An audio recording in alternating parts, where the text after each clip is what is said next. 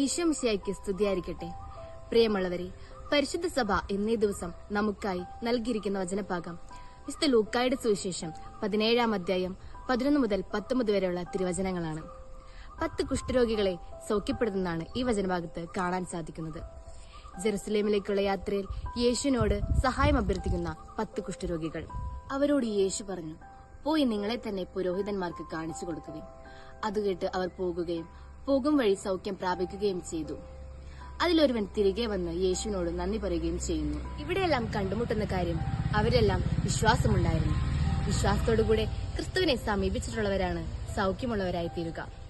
വിശ്വാസമുള്ളതുകൊണ്ടാണ് അവർ യേശുവിനെ സമീപിച്ചത്. പ്രിയമുള്ളവരെ, അനുദിന ജീവിതത്തിൽ നാം യേശുവിനെ കണ്ടുമുട്ടുന്നവരാണ്, നാവിൽ സ്വീകരിക്കുന്നവരാണ്, വചനമാകുന്ന യേശുവിനെ വായിക്കുന്നവരാണ്.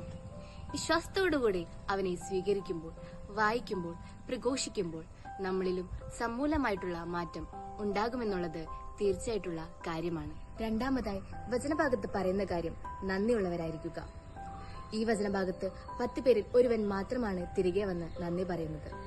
ജീവിതത്തിൽ മറ്റു പല കാര്യങ്ങൾക്കും നാം പ്രാധാന്യം നൽകുമ്പോൾ നന്മയുള്ള കൃതജ്ഞതയുള്ള മനോഭാവം നമ്മിൽ നിന്ന് അന്യം വന്നു പോവുകയാണ്.